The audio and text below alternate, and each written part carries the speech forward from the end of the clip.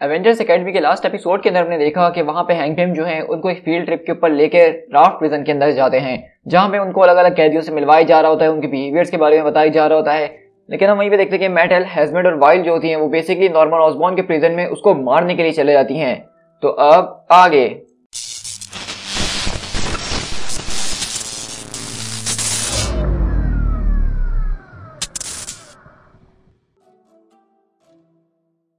तो इसी तरह हमारी कहानी की स्टार्ट बेसिकली आज किसी और की स्टोरी के साथ नहीं बल्कि मेटल की स्टोरी के साथ होती है। जिस तरह आपने देखा होगा कि हर एक एपिसोड के अंदर हर एक आदमी की जो हमें कहानी सुनाई जा रही होती है, तो आज मेटल की कहानी हमें सुनाई जा रही है। और हम देखते हैं कि बेसिकली उसका जो बचपन से करता हुआ आ रहा है सिर्फ इसको एक ही चीज पसंद थी, यानी कि सर्फिंग। वो बोट्स के ऊपर बहुत ज्यादा सर्फिंग किया करता था और वो अपनी जिंदगी को बहुत ही ज्यादा खुले तरीके से जिया करता था। लेकिन एक दिन जब सारी की सारी वो सर्फिंग कर रहा था तो अचानक एक लहर के जरिए वो समंदर के बीच में गिर गया। लेकिन जब उसको समंदर से बाहर निकाला गया तो उसके बाद से वो बिल्कुल वैसा ना रहा जैसा वो हुआ करता था।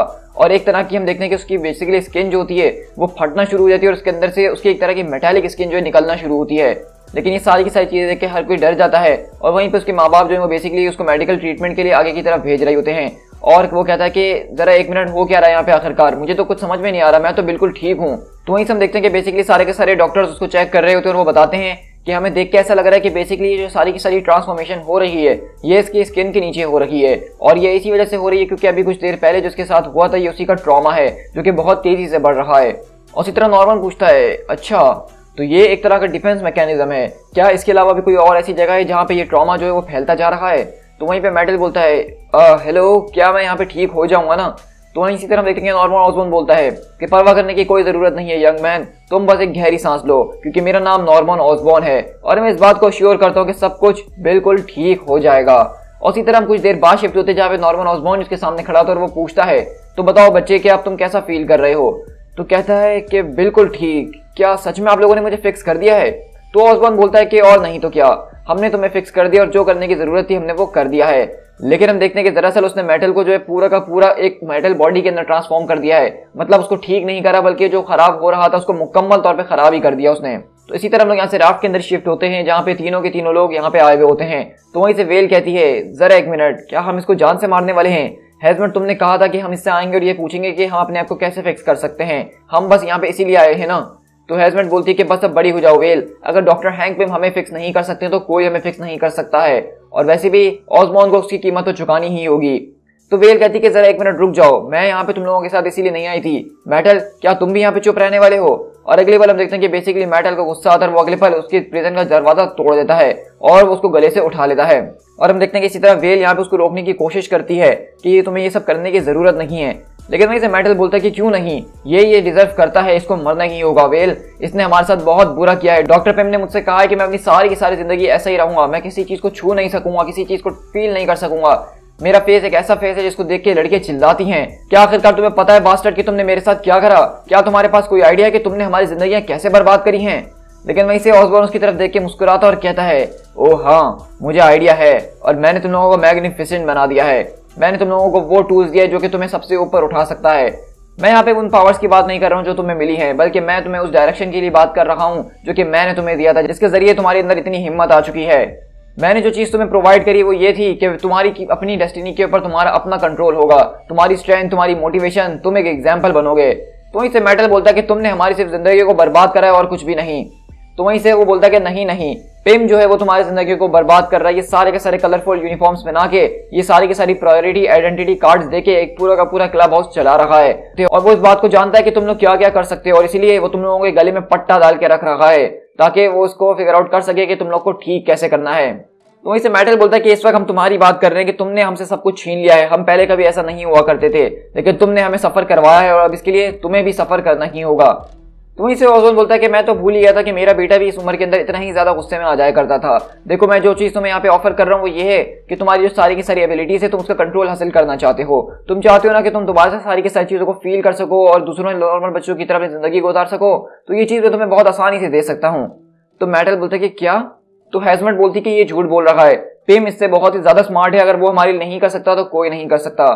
तो ऑसबॉर्न बोलता है कि देखो पिम का दिमाग जो है वो एक बहुत ही ज्यादा उलझा हुआ दिमाग है और जिस तरह के वो काम के अंदर मौजूद है वो यहाँ पे उस कदम को नहीं उठाएगा जो कि उसके प्रोफेशनल एथिक्स के खिलाफ जाएगा। मतलब मैं तुम लोग को ठीक करने के लिए किसी भी पॉसिबिलिटी तक जा सकता हूँ, मुझे पता है कि उसका क्या रास्ता है, लेकिन पिम कभी भी उस रास्ते को अपनाएगा नहीं क्योंकि वो एक ऐसा बंदा है ही नहीं। और ये बात तो मेरे दिमाग के अंदर आई थी कि पिम के पास तुम्हारे सारे के सारे सवालों के जवाब मौजूद भी हैं, लेकिन वो उन सवालों के जवाब तुम्हें दे नहीं रहा है क्योंकि वो तुम्हें अपने काबू में रखना चाहता है। लेकिन मैं तुम्हें वो सारी की सारी चीजें दे सकता था और मेरा पूरा इरादा था तुम लोगों को परफेक्ट बनाने का, लेकिन अनफॉर्चुनेटली मेरे रास्ते में कुछ बम्स आ गए और मैं यहाँ पे आके पहुंच गया। तो व्हील बोलती है क्या मतलब, तुम हमसे ये कहना चाहते हो कि तुम हमें फिक्स कर सकते हो? तो ऑसबॉर्न बोलता है कि हाँ बिल्कुल। तो हैजमेट बोलती है कि नहीं, ये हमें सिर्फ मैनिपुलेट करने की कोशिश कर रहा है, ये इसलिए कर रहा है ताकि हम इसको यहाँ से छुड़वा के बाहर ले जाएं। तो ऑसबॉर्न बोलता है कि वो नहीं, अब तो उसके लिए वैसे भी बहुत ज्यादा देर हो चुकी है, अलार्म्स ऑलरेडी बज चुके हैं और बैकअप सिस्टम किसी भी मूवमेंट में चलने शुरू हो ही जाएंगे। तो आई एम अफ्रेड कि आज तो मैं यहाँ से बाहर नहीं निकलने वाला हूँ, लेकिन क्या पता किसी दिन तुम लोग मुझे इसी तरह से यहाँ पे छुड़वाने के लिए आ जाओ, क्योंकि सिर्फ इस बात को मैं ही जानता हूँ कि तुम लोगों के अंदर एक अनलिमिटेड पोटेंशियल मौजूद है जो एक जबरदस्त किस्म की ग्रेटनेस है। तुम लोगों को शायद इस बात का अंदाजा नहीं है कि तुम लोग क्या क्या अचीव कर सकते हो, वो ऐसी चीजें जिनके बारे में तुमने कभी ख्वाब तक नहीं देखा होगा। मेरे ख्याल से तुम्हें चले जाना चाहिए, क्योंकि मुझे नहीं लगता कि पिम को जब ये पता चलेगा कि तुम लोग मुझसे बात करने के लिए आए थे तो वो बिल्कुल भी अच्छा फील करेगा। लेकिन इस बात को याद रखना कि आज मैं तुम लोगों के ऊपर बहुत ही ज्यादा प्राउड फील कर रहा हूँ, अब फौरन से यहाँ से भाग जाओ। तो हम देख रहे हैं कि कितने जबरदस्त तरीके से यहाँ पे नॉर्मन ऑसबॉर्न ने उन पूरे के पूरे बच्चों का माइंड मैनिपुलेट करा है। और उसी तरह थंडरबोल्ट्स टावर के अंदर शिफ्ट होते हैं जहाँ पे लूक बोलता है कि डैम इट पिम, क्या तुमने अपने बच्चों को सिखाया नहीं था कि इमरजेंसीज के अंदर क्या करना है? तो पिम बोलता है कि मैंने उनको बहुत बार सिखाया है। तो लूक बोलता है कि चलो जगरनॉट, मेरे ख्याल से हमें उन बच्चों को जाके ढूंढना ही होगा इससे पहले कि वो अपने आप को जान से मरवा लें। तो हैंक पिम बोलते हैं कि ठीक है, हम भी यहाँ पे सर्च करने की कोशिश करते हैं और कोई भी प्रिजनर हमें प्रॉब्लम करने की कोशिश करेगा तो हम उसको हैंडल कर लेंगे। उसी तरह रेप्टाइल बोलता है कि मुझे समझ में नहीं आ रहा कि आखिरकार मेटल, वाइल और हैजमेट जो है अचानक बिना कुछ बताए ऐसे गायब कैसे हो सकते हैं। तो वहीं से स्ट्राइकर बोलता है कि मेरे ख्याल से वो हम में से सबसे ज्यादा फट्टू हैं और इसलिए वो लोग शायद जाके कहीं छुप गए हों क्वीन जेट के अंदर। तो फिनिश बोलती है लेकिन इस बात का कोई मेक सेंस नहीं बना रही है स्ट्राइकर, क्योंकि सबसे ज्यादा सेवेस्ट लोकेशन जो है वो यहाँ पे है मिस्टर केज और हमारे इंस्ट्रक्टर्स के साथ। तो वहीं से हम देखते हैं कि हैंक पिम टाइगरा के पास आते हैं और टाइगरा बोलती है कि मेरे ख्याल से वो लोग इसके बारे में जानते हैं। तो हैंक पिम बोलते हैं कि ये बात तो मेरे दिमाग में भी आई थी टाइगरा, लेकिन क्या तुम्हें वाकई लगता है कि ऐसा कुछ हो सकता है? तो वहीं से टाइगरा बोलती है कि हाँ मुझे लगता तो है। और इसी तरह हम देखते हैं कि हैंक पिम बोलते हैं कि क्विक सिल्वर, मैं चाहता हूँ कि तुम मेरे साथ सारे के सारे सेल्स को फौरन से चेक करो। जस्टिस, स्पीडबॉल, टाइगरा, तुम लोग हमें फौरन से फॉलो करते हुए हमारे पीछे आओगे ताकि हम इस बात को मेक श्योर कर सकें कि सारे के सारे इनमेट्स यहाँ पे सिक्योर हैं और अगर कोई भी गड़बड़ी में नजर आती है तो हमें उससे निपटना होगा, लेकिन हम इसी की उम्मीद करेंगे कि ऐसा कुछ ना हो। और इसी तरह हम अगली बार देखते हैं कि बेसिकली यहाँ पे क्विक सिल्वर और हैंक पिम बहुत ज्यादा तेजी से सीधा नॉर्मन ऑसबॉर्न के पास पहुंचते हैं और कहता है कि ऑसबॉर्न। तो ऑसबॉर्न बोलता है कि पिम, तुम्हारे बच्चे यहाँ पे मारने के लिए आए थे मुझे, लेकिन उनकी कोशिश नाकाम हो गई। क्या तुमने अपने बच्चों को जरा सी मैनर्स तक नहीं सिखाई? और क्विकसिल्वर, तुम भी यहाँ पे मौजूद हो? तो पिम बोलता है कि स्टूडेंट्स, आखिरकार तुम्हें कैसे पता? तो ऑसबॉर्न बोलता है कि वो मेरे पास बहुत से ऐसे दोस्त हैं जो कि अभी भी मुझे इन्फॉर्मेशन को पास कर रहे होते हैं। तो इसी तरह हम देखते हैं पिम उसका कॉलर पकड़ लेता और कहता है कि आखिरकार वो लोग कहाँ हैं ऑसबॉर्न? तो कहता है कि मुझे इस बारे में कोई आइडिया नहीं है, बस वो लोग यहाँ पे एक तूफान की तरह आए, मुझे पनिश करना चाहते थे, लेकिन अपेरेंटली उनके अंदर वो मारने वाले जज्बात अभी तक मुकम्मल तौर पे बने नहीं हैं। परहैप्स तुमने उनके अंदर से वो जज्बातों को निकाल ही दिया है। और इसी तरह हैंक पिम बोलते हैं कि कोई सिल्वर, तुम यहीं पे मौजूद रहो जब तक पावर दोबारा वापसी ना आ जाए और मेक श्योर कि यहाँ से भागना नहीं चाहिए। तो वहीं से ऑसबॉर्न बोलता है कि भागना? क्या तुम्हें वाकई लगता है कि मैं यहाँ से भागने की कोशिश करूंगा? मैं एक पॉलिटिकल प्रिजनर हूँ और मैं इस बात को बहुत अच्छे तरीके से जानता हूँ कि एक न एक दिन मैं यहाँ पे बाइज्जत बरी होकर जाने वाला हूँ, तो मुझे नहीं लगता कि मुझे यहाँ से कभी भी भागने की जरूरत पड़ने वाली है। और इसी तरह हम देखते हैं कि बेसिकली ये तीनों के तीनों लोग वापसी ऊपर आ रहे होते हैं और वहीं से हैजमेट बोलती है कि अब ये मत कहना कि तुम्हें उसकी बातों पे विश्वास हो गया है। तो वाइल बोलती है कि मैं जानती हूँ, मुझे तो उसकी बात पे बिल्कुल भी विश्वास नहीं हुआ है, मगर मैं उसको सबके लिए मारना नहीं चाहती हूँ और अच्छी बात यह है कि तुमने भी उसको वहां पे नहीं मारा। तो हैजमेट बोलती है कि हाँ, और इसी बात के लिए मैं अपना मुंह तोड़ देना चाहती हूँ कि आखिरकार मैंने उसको वहां पे मारा क्यों नहीं। तो मेटल बोलता है कि मेरे ख्याल से हम सब शायद डूब रहे हैं और हो सकता है कि वही से अकलौता हमारी जिंदगी को बचाने का एक अकलौता राज हो। लेकिन इसी तरह हम देखते हैं कि इतनी देर में यहाँ पे बेसिकली पूरी की पूरी एवेंजर्स एकेडमी के जो टीचर्स होते हैं, स्पीडबॉल, टाइगरा वगैरह, वो दूसरे विलन से लड़ते हुए इन्हीं के पास आगे गिरते हैं। और वहीं से टाइगरा बोलती है कि भागो यहाँ से फौरन, ये जिस चीज को भी छूता है उसको काइनेटिक एनर्जी के अंदर बदल देता है। और अगले बार हम देखते हैं कि बेसिकली वो वहां पे जमीन के ऊपर हाथ लगा के उसको तोड़ता है और सारे के सारे ये जो तीनों बच्चे होते हैं वो नीचे आके फ्लोर पे गिरते हैं। लेकिन इसी तरह हम देखते हैं कि यहाँ पे जगरनॉट आता है और बोलता है लगता है कि अब कोई मसले में फंस चुका है, end of the line kid, अब बस बहुत हो चुका है। लेकिन हम देखते हैं कि मेटल यहाँ पे जगरनॉट के ऊपर जबरदस्त तरीके से मुक्कों को बरसा रहा होता है और कहता है कि मुझसे पीछे हटो। तो वहीं से जगरनॉट बोलता है देखो ये बहुत ही बुरी बात है, क्योंकि तुम्हें देख के ऐसा लग रहा है कि तुम्हें ये सब करने में मजा आ रहा है। देखो बच्चे, तुम्हें यहाँ पे अपना ख्याल रखना होगा। अगर तुम यहाँ पे इसी तरह से करते रहे तो तुम्हारी एक छोटी सी गलती तुम्हारे पूरे के पूरे सेमेस्टर की जीपीए को 1 सेकंड के अंदर गिरा सकती है। लेकिन अगले बार हम देखते हैं कि इनके पीछे यहाँ पे मैन थिंग भी खड़ा होता है और मेटल बोलता है कि वाइल फौरन से मिस्ड अप हो, क्योंकि ये मैन थिंग है। रिमेंबर टी-बोर्ड्स की ब्रीफिंग में हमने क्या पढ़ा था? तो जगरनॉट बोलता है कि इससे कोई फर्क नहीं पड़ता कि तुम गैस बनो, आइस बनो या स्टोन बनो। अगर तुम्हें उससे डर लग रहा है तो वो तुम्हें जला के राख कर देगा, और अगर उसने तुम्हें छू लिया तो तुम गई। और इसी तरह जगरनॉट बेसिकली अपनी थंडर क्लैप से वाइल को उठा के दूर फेंकता है और वो कहता है कि मेरी टीममेट जो है इमोशन को समझ सकते हैं। अगर तुम कोई भी चीज फील कर रही हो तो वो उसको समझ जाएगा, तो इसलिए इससे थोड़ा सा दूर ही रहना। मेरे ख्याल से आज के लिए इतना ड्रामा काफी है। अब तुम बच्चों को वापसी टावर में लेके चलना चाहिए।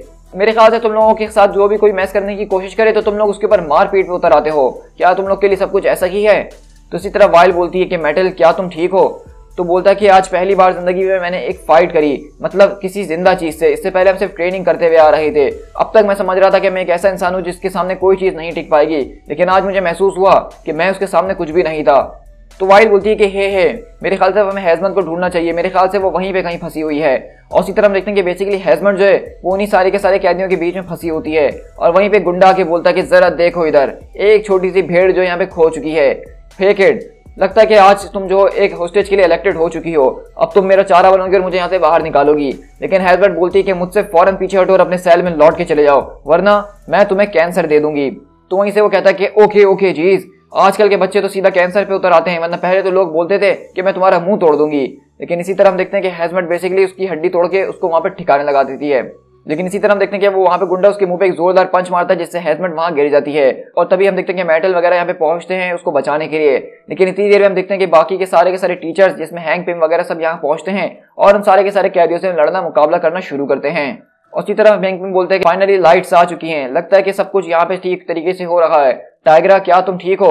तो उसी तरह टाइगरा हम देखते हैं कि बहुत जबरदस्त तरीके से वहां पे मुकाबला कर रही होती है, उसका मुंह नोच रही होती है। और हैंक पिम दोबारा पूछते हैं क्या तुम ठीक हो? तो टाइगरा बोलती है कि कैट वर्सेस माउस यहाँ पे चल रहा था, तो तुम्हें क्या लगता है? मैं तो बिल्कुल ठीक ही होंगी ना। और वहीं से जस्टिस बोलता है कि रॉबी, तुम्हारा खून निकल रहा है। तो वो बोलता है कि नहीं इतना ज्यादा कुछ नहीं है, सिर्फ एक छोटा सा स्क्रैच था। तो वहीं से जस्टिस बोलता है कि ठीक है, मेरे ख्याल से हमें सारे के सारे कैदियों को उनके पिंजरों के अंदर डाल देना चाहिए और हमें इस बात को फिगर आउट करना होगा कि एग्जैक्टली यहाँ पे हुआ क्या है।